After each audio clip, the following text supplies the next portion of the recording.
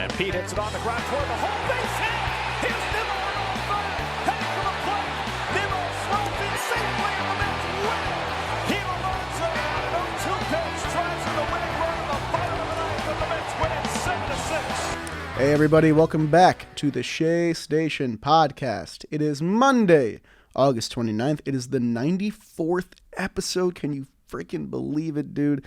The Mets have taken 3 of 4 from the Colorado Rockies. They have maintained a 3-game lead on the Atlanta Braves as we begin to roll into September. I'm one of your co-hosts, Jack, aka Jolly Olive. Joining me is Jerry Blevins, as always. And we got our producer back. Producer Jack is back with us after a week off. We missed him dearly. And Jerry, how you doing, man? Oh, man, I'm excited. Thank you. What an intro. I'm excited to see Jack. I actually haven't seen Jack. It's been a minute. He's hiding. I heard that sultry voice of his, though, so that makes it okay. All the clapping was Jack, actually. Yeah, man. Oh, first of all, killer intro. I like the energy you're bringing Thanks, today. Man. Appreciate it. Had a Loving good weekend. It. And I like your shirt, man. It reminds me of like candy or a Neapolitan ice cream. That's what I went with. I wish it was brown. It's black at the bottom. But, I gotta get more like salmon, more pink in my wardrobe. Okay. Lighter colors. Come on, All right. I like it. But the you're looking fall handsome. wardrobe is coming around soon. Flannels are going to be back. Oh, man, I can't wait. Oh, this is my favorite time of year. Not for the flannels, but just because I'm like a light jacket or a sweatshirt kind of guy myself, just in general. Let me layer it up. Absolutely. Summertime's not really a layer time. So summer wardrobes are just tough for men, I think. I think men just look kind of awkward in shorts all the time, you know? I'll tell you what, and especially in today's kind of fashion forward tiny shorts, guys, there's a lot of thigh showing on dudes these days. Don't be afraid, Jerry. 5 inches are in, man. They're 5 in, inch, yeah. And on these legs, 5 inches is cutting it a little close, my friend. It's a lot of thigh. It's a lot of leg there. But we also love the fall because the Mets will probably be playing some serious baseball in the fall. We're marching towards it. They take 3 of 4 from the Rockies. They did what they had to do at home. Some boring wins, some very eventful wins. I was at game 2, which was an absolute emotional roller coaster. It was my parents' first game at Citi Field of the year. They finally made it out, and they got an absolute show. Jerry's going to recap that one for us later on. Before we get into the recaps, we got to thank today's sponsor, CSG, the expert and impartial third-party authentication and grading service for sports cards. After grading, sports cards are encapsulated in archival, durable, and crystal clear CSG holders that protect and preserve, and every CSG certified sports card is backed by the CSG guaranteed of authenticity and grade, which is the strongest in the industry. If you're a collector, you're going to want to hit up CSG to make sure you know what you got on your hands. They consistently have the best turnaround times and pricing among the leading third-party sports card grading services. And we got a code. You know the code. It's Shea. As of Shea Station and Shea Stadium, our code gets you $15 off yearly memberships, and this offer expires at the end of September, so pounce on it now. Go to csgcards.com, use promo code Shea, and get $15 off your first yearly membership. Thank you to them for sponsoring today's episode. Jerry, is there anything you want to get off your chest before we dive in today? No. I think most of the stuff I want to get off my chest is post recaps. Like that. I guess we'll just dive right in. Let's dive in. Hit the music, Jack. Missed having Jack here. The Mets walked back into Citi Field after a long road trip away from home. Brett Baty gets to play his first game in front of the Queens faithful, but the Mets offense continued to struggle early in this one. They strand Alonso and Naquin singles in the second with a Baty strikeout. Later on in the third, Nito and Nimmo get singles to set up a Lindor RBI ground out. And then Pete Alonso, who's been in kind of a funk, finally got that off day that he needed.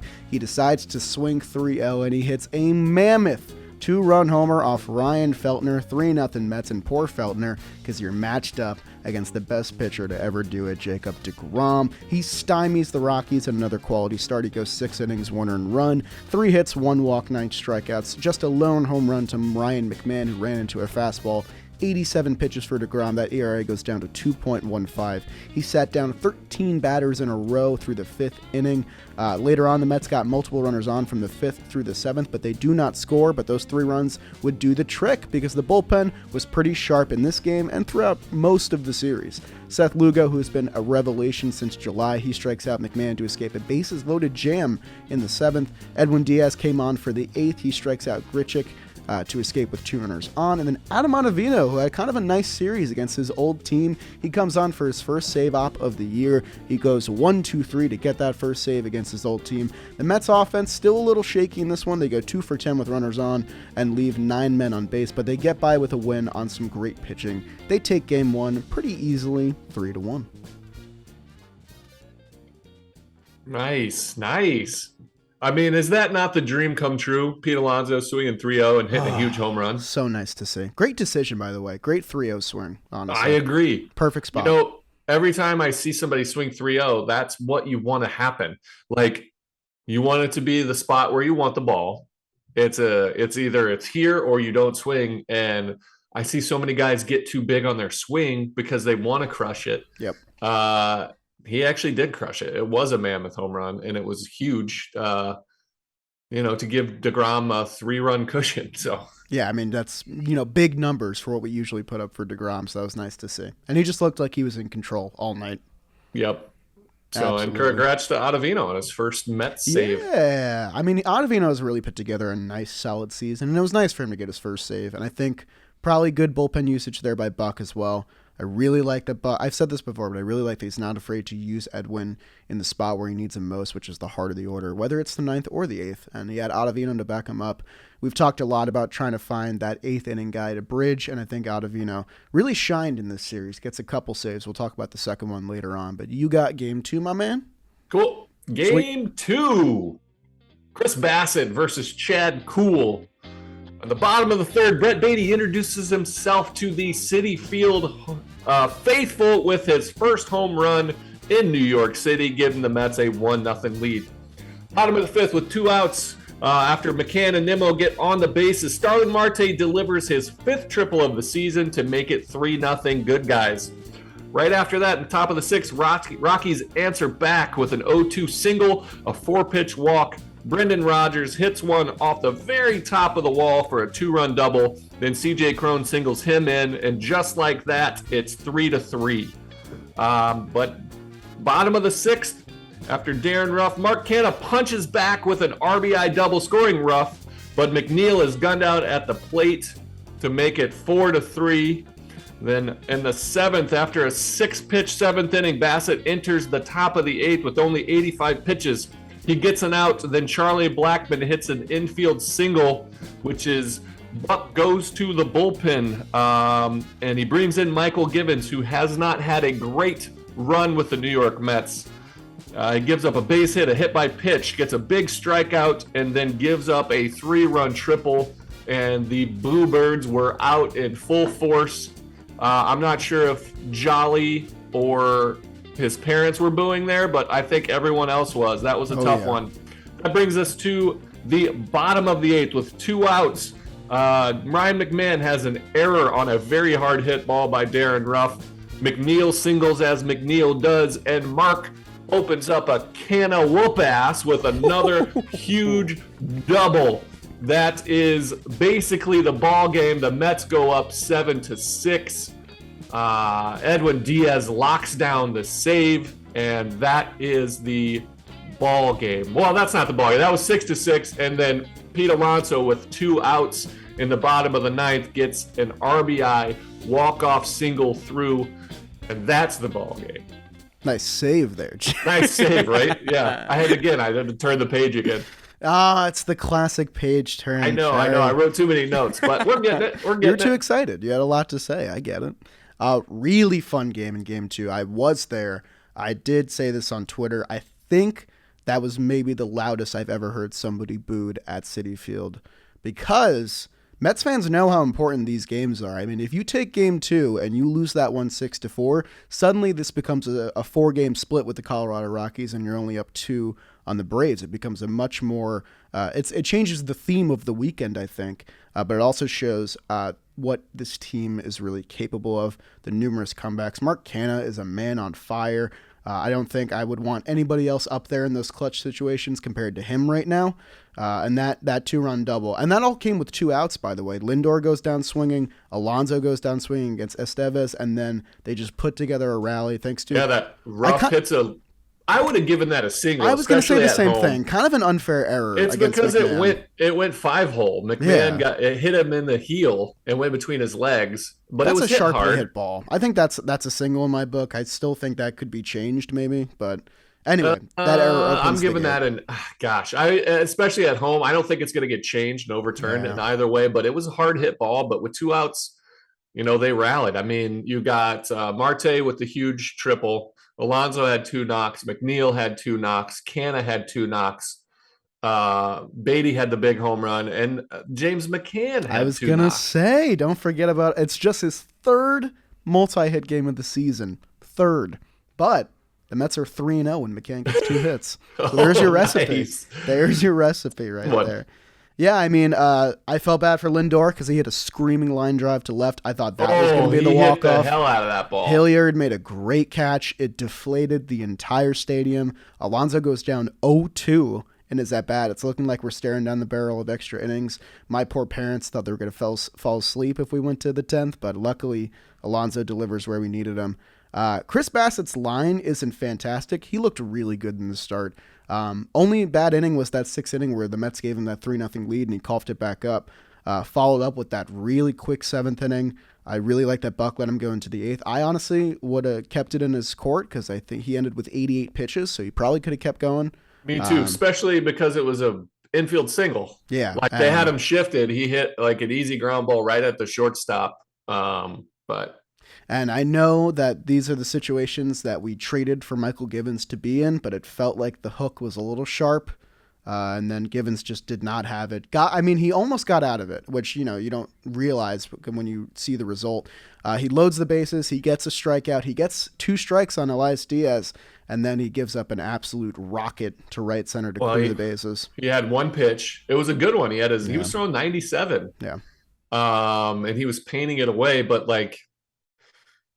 you can't be a 1-pitch pitcher. Diaz fouled off the fastball, and they threw pretty much. So he's been missing his location, leaking back over the middle, and that's what happened. It got him again. Yeah. My parents got to see the trumpets for the first time, which was very cool for them. And the trumpets is much more cinematic now than it was last year, which is very cool. They black out all the screens in the stadium. Diaz marches out. He looked great. I thought this was really funny. I forget who it was to. I think it might have been Connor Joe, but he lets a hot shot off his leg, which probably would have been, a ground ball to McNeil. It hits off his leg and it goes into right field for a double. It's his first extra base hit that he's given up since June 16th. And it went off his leg right to him, which I thought was really funny. It just goes to show how dominant he's been. Yeah. And then the Mets put together that rally against a pretty good pitcher in Daniel Bard. Bard helps them out with the hit by pitch, and nearly gets out of it. He lost it. He lost it a little bit. That was his which is finish kind of Daniel Bard's history. Yeah. A little bit of what happened. But he had a hit by pitch, a walk. Yeah, it was wild. So the Mets escape with a big Game 2 win, kind of changes the narrative of the series. They come back out in Game 3 for a big start from David Peterson, who is reclaiming his role in the rotation for now, and he showed up big time in this one. We'll talk about it. But first, Brandon Nimmo, who's beginning to find it again, drew a couple walks in this series, and also hit a leadoff home run against Kyle Freeland on the 2nd pitch of the game. That's what we like to see. The Mets go around in the 2nd inning as well. Nimmo strikes again, doubling home 2 with 2 outs in the 2nd. 3-0 Mets. And that would be all that David Peterson needed. Kind of a shaky first inning, a lot of hard hit balls, but he gets out of it with no runs, and then he absolutely cruises for 6 innings against the Rockies. No earned runs in those 6 innings, no walks, which is massive for my guy Peterson. 102 pitches, 7 strikeouts. The ERA goes down to 3.21. He retired 10 in a row from the last out of the 1st through the 4th inning, just 2 base runners after that 1st inning. And it's just his 2nd start of the season of 6 innings or more with no walks. A very encouraging sign for Peterson, who kind of had a couple shaky outings in his return from AAA. Later on, the Mets get some insurance from Marte's double in the 7th, and the Mets bullpen was sharp again in this one. The combination of Lugo and Ottavino has been really, really sharp lately. Lugo and May, got to give some love to May as well. They both pitched perfect innings with 2 strikeouts, and Ottavino comes in for the save again to give Diaz some rest. He gets his second save of the series with a clean 9th inning. The Mets offense, not really sharp in this one again. They go 1 for 10 with runners in scoring position, but again, they get great pitching, so it does not matter. Escobar returns to the lineup. He goes 0 for 3 with 5 left on base, but the Mets get their MLB leading 17th shutout of the season. They win Game 3 pretty dominantly, 3-0. Good recap. Good recap. Yeah, man. The thing that pops off for me here, it's all pitching. Yeah, is Peterson looked really good, really sharp after he settled in. Man, his slider is such a weapon. I know. And he threw some really good changeups. He had a pretty consistent changeup. In the first inning, they were fastball slider, and I thought it was a good job by who was catching, McCann? I believe that was a Nito game, but I could be wrong. Nito game? I think it was a Nito game. They went to his changeup early, and he had a good one. He got some punch outs on that changeup, which when he becomes that 3-pitch pitcher, because they key on those two, he steps up another level because he gets more swings and misses. And I was just very impressed. And then you said it, Lugo, Ottavino, even Trevor May. Trevor May has looked great, hitting his spots on his fastball. Very impressed with him. That was the key for me. Yeah, bullpen was key in this game, but Peterson's 6 innings go a long way. Mets offense wasn't really cranking. This was a rare kind of cold series from Lindor. We've been talking so good about Lindor in recent series, just getting it done. This was a rare kind of hitch in the game for him, but other guys are picking up the slack. Canna's been hot, Nimmo's found it again, and that's all really the Mets needed against this Rockies lineup. That takes us to Game 4. On to Game 4. Max Scherzer versus another German man, Herman Marquez. And as last time, the Mets don't like to face Germans because they get dominated. It was a pitcher's duel from both sides. Top of the 7th inning, the Rockies hit 3 straight singles, 2 of which don't leave the infield. Jose Iglesias of the perfect bunt single. Buck learned from his lessons with Chris Bassett, decides to leave Scherzer in. He gets a strikeout, a sac fly to make it 1-0, and a K. That is all that they would need because the Mets offense was shut out. So Scherzer went 7 innings, 4 hits, and that 1 run. He has 11 Ks. Herman Marquez goes 7, only gives up the 1 hit in the 5th inning. Then the Mets get 1 hit in the 8th and 1 hit in the 9th, but they go down quietly. The Mets lose Game 4 1-0. Scherzer, that's his 110th start with double-digit strikeouts that ties him with Roger Clemens for 3rd all-time in such category, which is amazing. But he is outshined by the lack of offense, and the Mets lose the final game of the series. It is hard to sweep a 4-game set. We know that, even if your opponent is the Rockies. But this one kind of stunk. It felt like a really winnable game. Scherzer looked sharp. Loved what you said about Buck kind of learning from his mistake. I think leaving in Scherzer, even though he was over 100 pitches, was probably the right move. He got a couple strikeouts, did let up that sac fly. But the Mets got to score a run, They got to make this game competitive. That's not on Scherzer. Herman Marquez has been dominant in the past. It hasn't really been a good year for him, but he gets a nice bounce back here against a pretty good Mets lineup. They were hitless until the 5th inning. Jeff McNeil kind of came through there. And they had their chances, especially in the late innings. Beatty singled, then he reached second on a wild pitch. He doesn't score. They got a single from Alonso in the 9th. He doesn't score. It's just, Mets offense was not firing on all cylinders pretty much this entire series. They got big hits when they needed them in Game 2, but only 3 runs in Game 1 and Game 3. Luckily, they got great pitching in those games to get wins. But, this offense kind of needs to find it quick because they're going to have 3 really good pitchers in the Dodgers. That's the key for me. The Mets offense looked not great. They've been kind of stymied. They came up with big clutch hits, which is, if you're not going to hit very often, you better hit in the clutch, and that's what they did this series. But, the Rockies are a 55-win ball club right now. Yeah. You should sweep them because you're that much more dominant. especially when Scherzer goes 7 and gives up 1 run. You think that would be a very winnable ball game. But, they took 3 out of 4. Again, big picture, you're happy, but the offense looks kind of stale. McNeil looks great. Nemo's coming alive a little bit. Lindor, cooled down, but he, like you said, in the 9th inning of game 3, he hit an absolute laser beam for that, trying to get that clutch walk-off hit. Yeah, man, it wasn't a great offensive series, but they take 3 of 4. Yeah, I mean, I'll take the good pitching to the bank. The unbelievable thing is that since DeGrom's return and we've had him and Scherzer in the rotation, the Mets have gone 5-5 in their 10 starts, which is not what you'd expect. You'd expect more like a 800 winning percentage, but you can't win them all, especially when you're not scoring any runs. But Scherzer looked great in this one. And the Mets, they still get a good result. They win 3 of 4. They get good pitching. And they're getting good news as well. Carlos Carrasco is way ahead of schedule on his left oblique. He's scheduled for a simulated game today. So hopefully that means he's getting close to a rehab assignment. Our guy Drew Smith threw 15 pitches yesterday in his first bullpen session. So hopefully he gets a rehab assignment soon. So this Mets pitching staff did a great job the past 4 games, and they're only going to get stronger, which is really nice to see. I think there's a lot of good candidates for our apple today, which is nice because we didn't have. I want to say one thing real ahead. quick. Michael Givens cannot be pitching in close ball games. Yeah. He has to re-earn it, start from scratch. Yeah. I know he's got a history, and I love that he's a good pitcher. He's just not good right now. I mean, he had another shaky one in game 4. Yeah. 2 hits and a walk, no punchies. Wild pitch. He needs to find it. So he needs to go into mop-up duty to earn his way back up into that, trust tree, because it's a hierarchy in the bullpen of, +3, plus or minus, close games, tie games, and then there's like, here, we need innings. And Michael Givens has earned his way into the mop-up duty.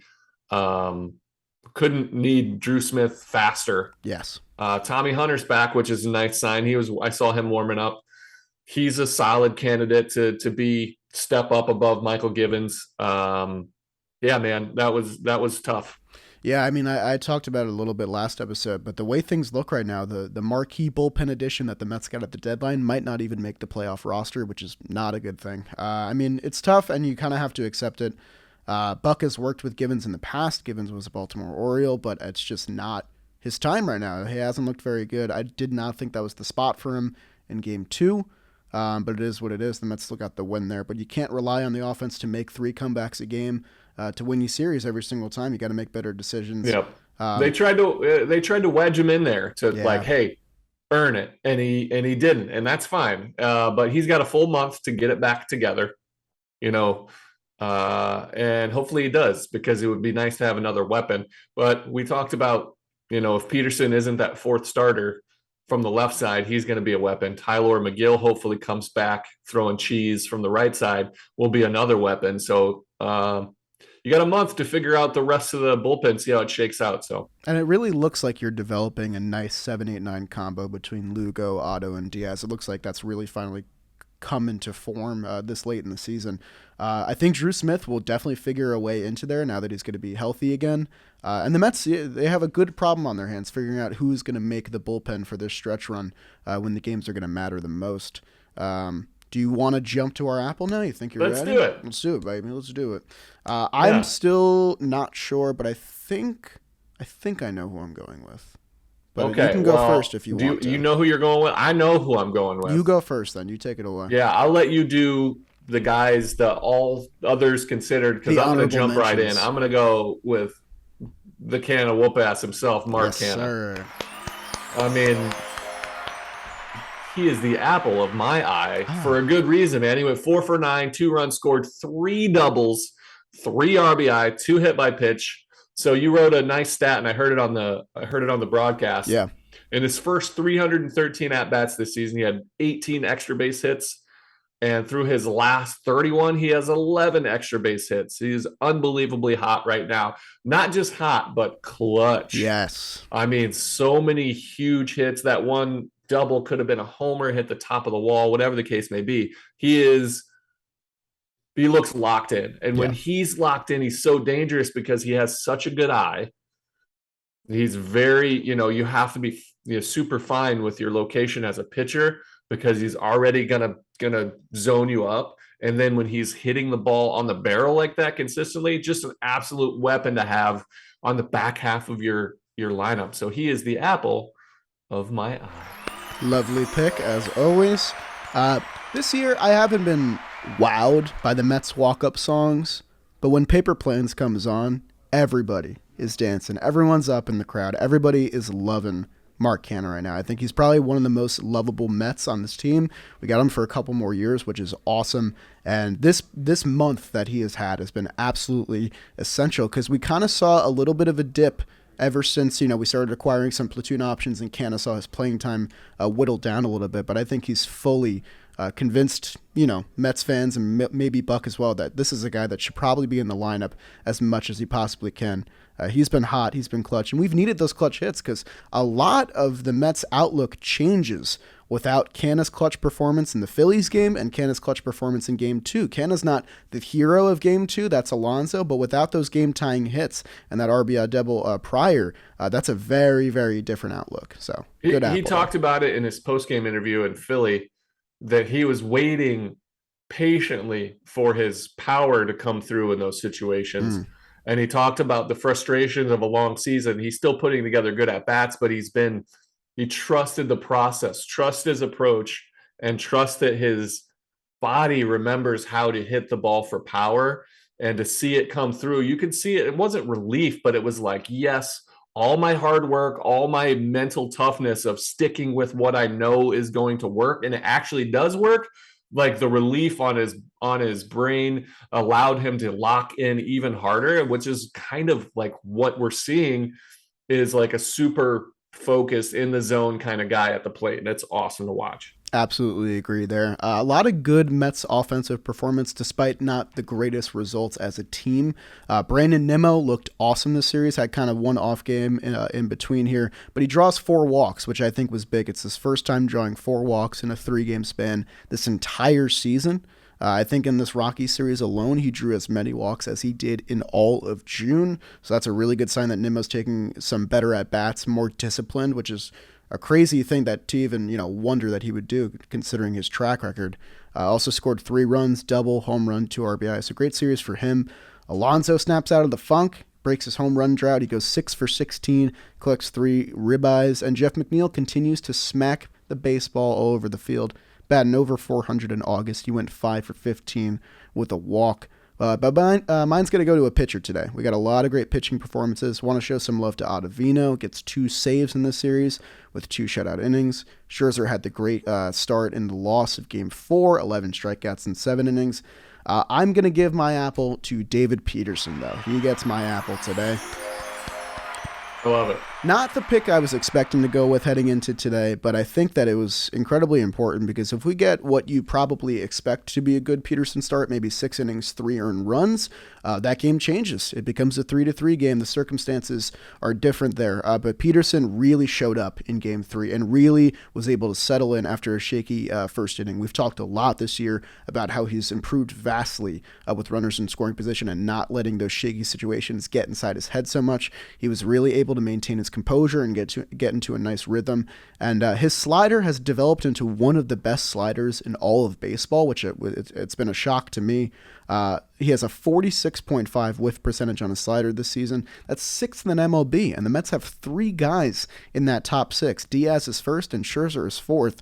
So if your team can't hit sliders, this is the last team you're going to want to face, because between those 3 guys, especially Peterson on that Saturday start, they look pretty sharp up there. So 7 strikeouts for him. He gets a big start there. We don't know how much longer he's going to be in the rotation with Carlos Carrasco on his way back. But, there's got to be a role for him because when he's in a groove and he gets in rhythm and he feels his spot being solidified at the big leagues, that's when he puts on his best work. So David Peterson, he gets my apple today. Well deserved.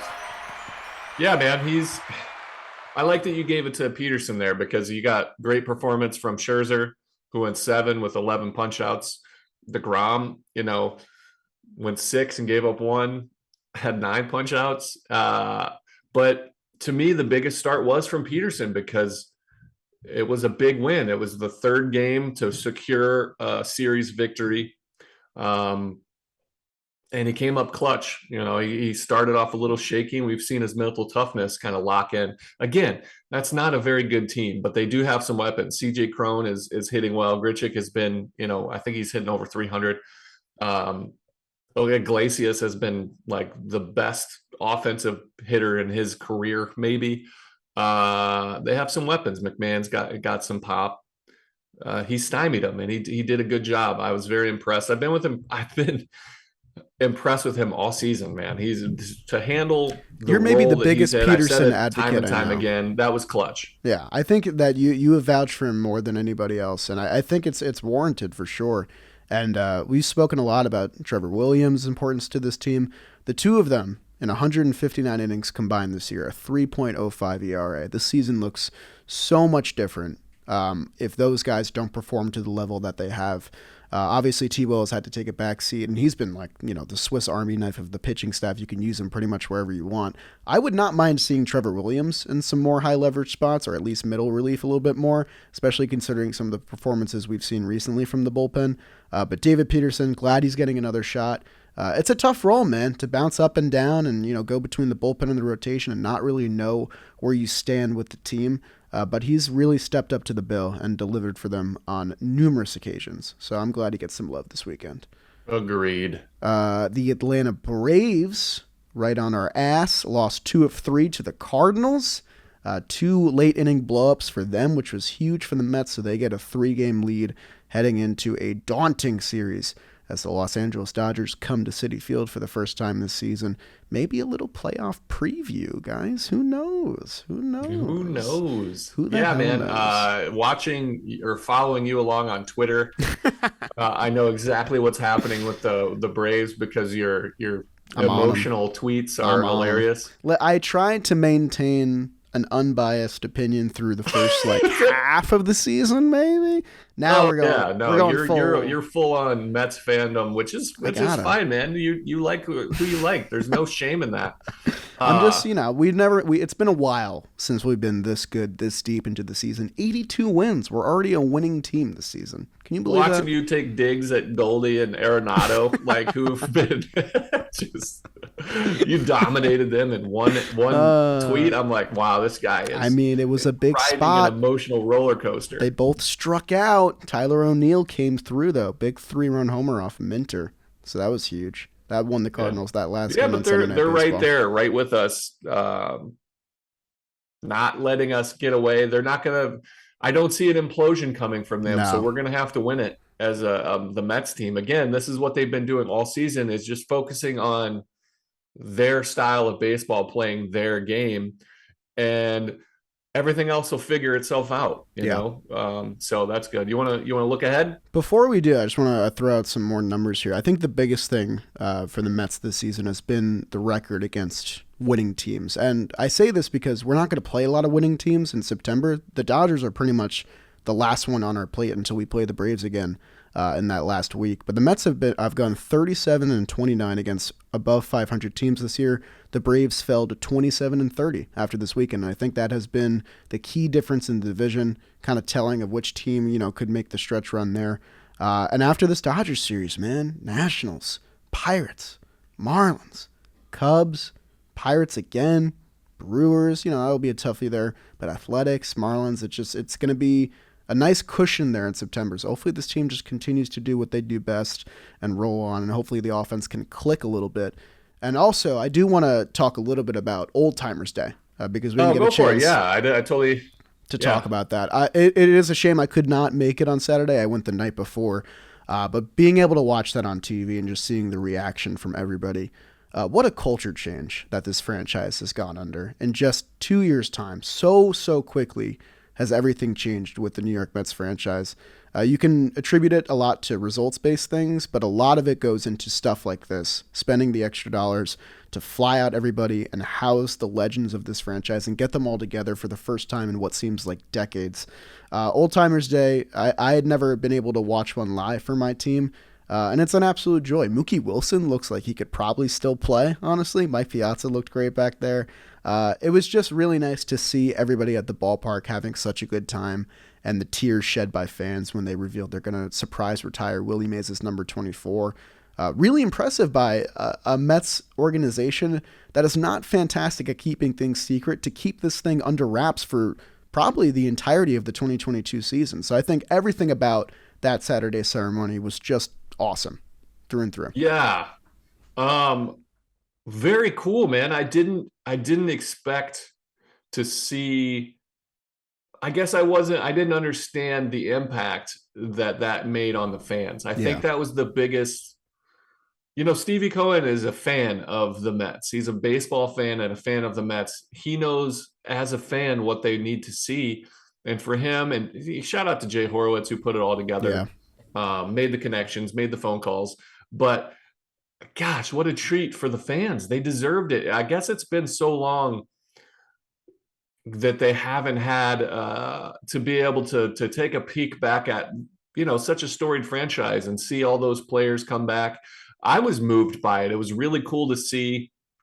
Again, just an incredible turnaround for an organization to get back in touch with its roots, to allow the fans and the older fans to see some of their heroes that they loved watching all on the same field playing baseball again. It was a very touching moments, full of touching moments, and super cool. Big shout out to the organization and Stevie Cohen.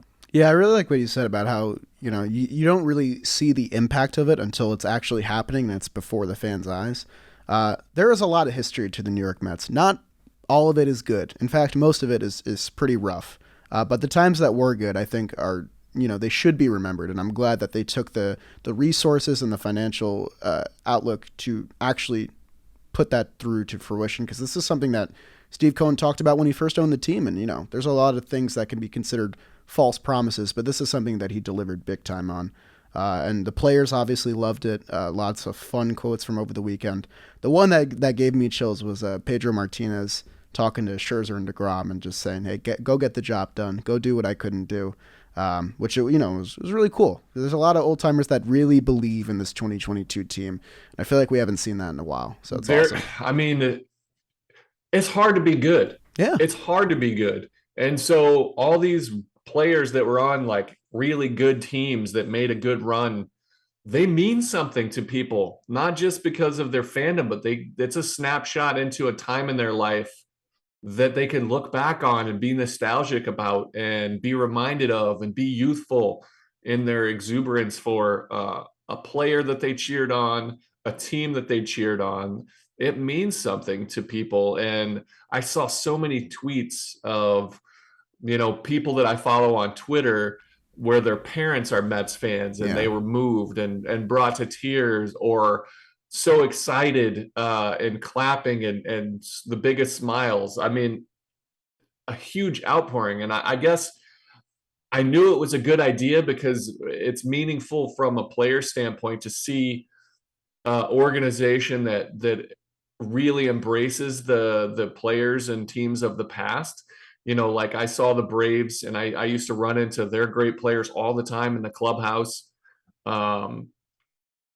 So it was meaningful to me, but I didn't anticipate the joy that it brought. And it made me proud, and it reminded me, as a player, a former player, that sometimes what you do on the field means something to people. And as silly as that is for me to admit, it made me feel good as a former player to be reminded that, what I did or what we do as players is impactful in a silly way. And so, it was just such a cool thing. And so, hats off to everybody that put that together. Definitely agree. And the last thing I want to say before we get into probables is that I was made a Mets fan, obviously, by my parents, my dad specifically, diehard Mets fan since '69. That was his first year rooting.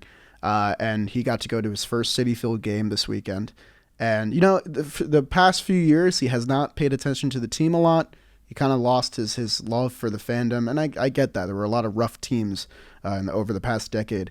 But when he went to Citi Field, he said it was the most fun he had since he had been going to Shea. And I think that meant a lot to me, because this team is, is something I built my entire career around, and I think that the rekindled love that he showed is probably something that a lot of older fans now have again.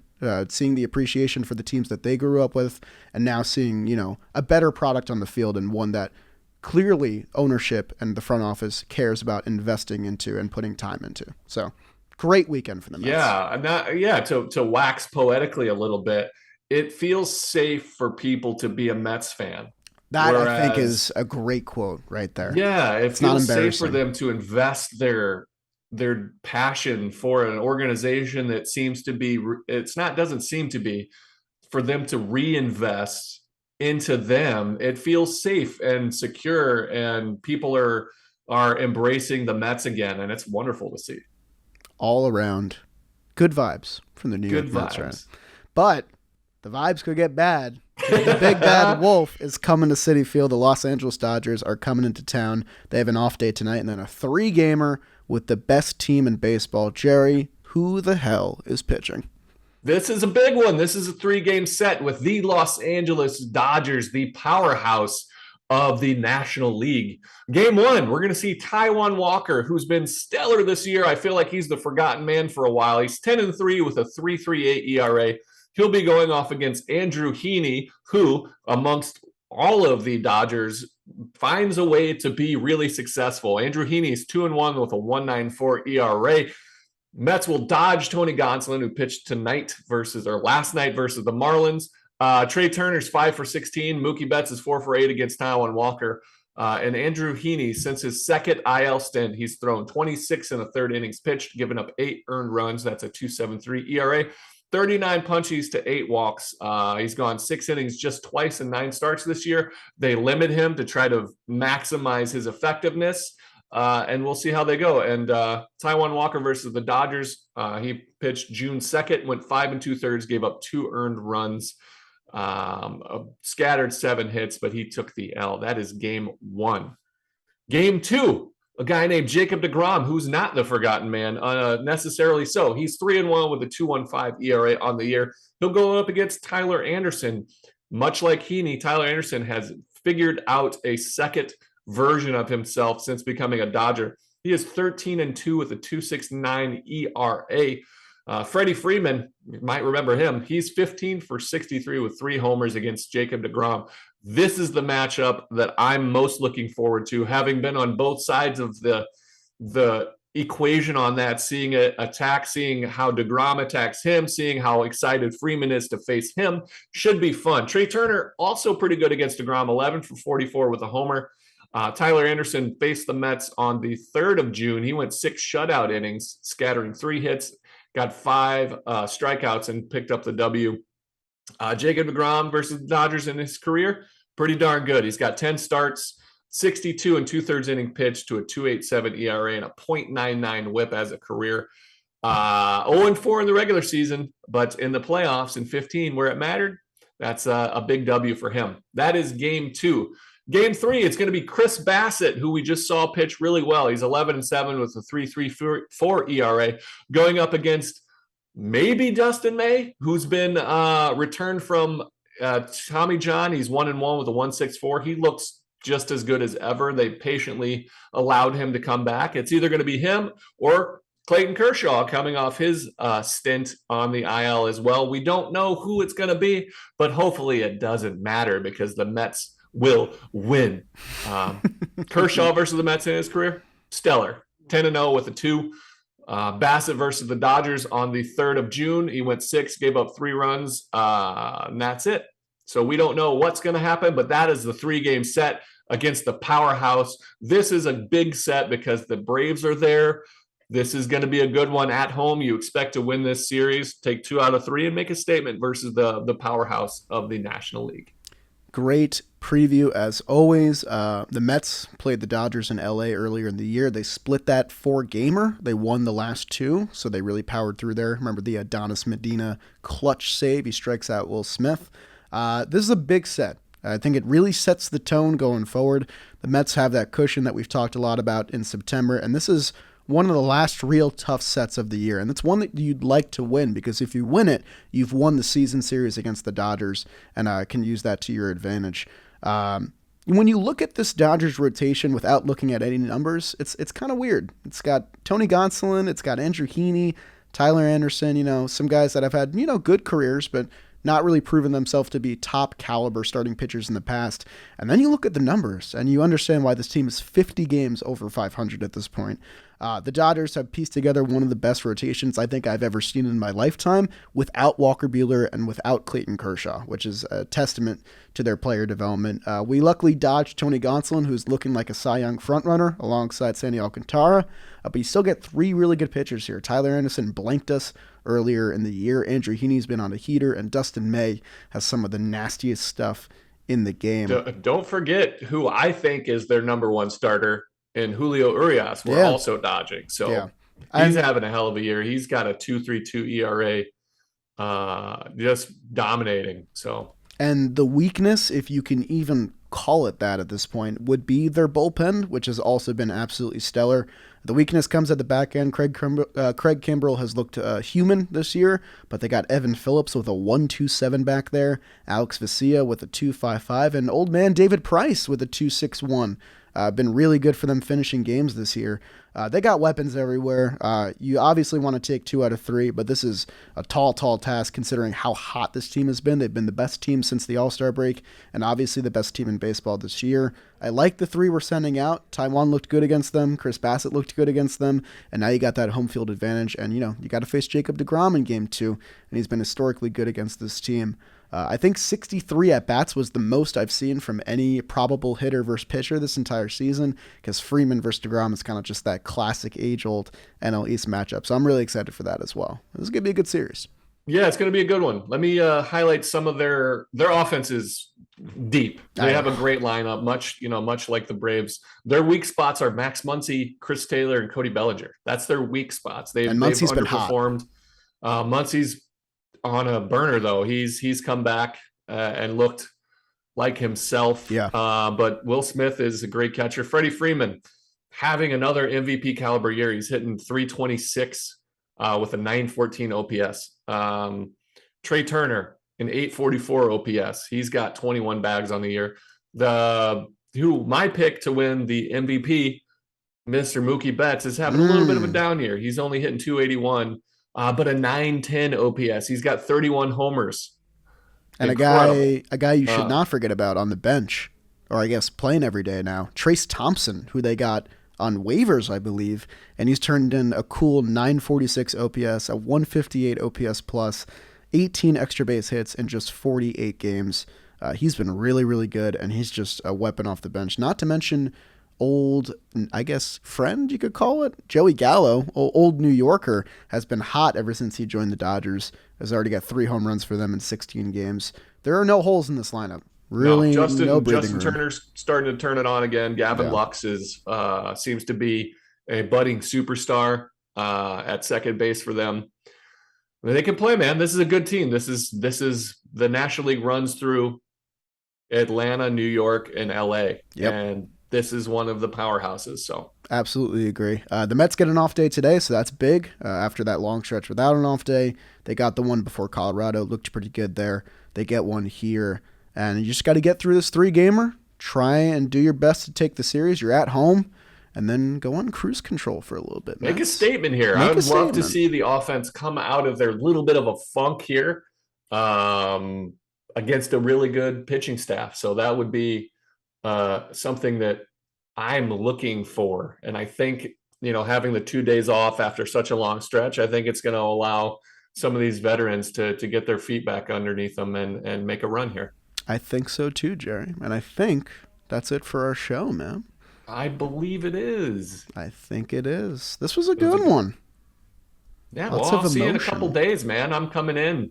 Oh, yeah. You're storming back into the office. So what? I'll see you Friday then? I'm not sure. We'll chat. I'll look at my schedule and I haven't scheduled my flights or anything, so I'll look at that. Gotcha. All right. Well, guys, until then, enjoy your week.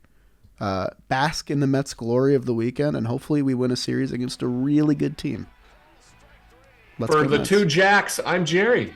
Let's go Mets. See you soon. For episode 95? Are you kidding? That's crazy. That's nuts.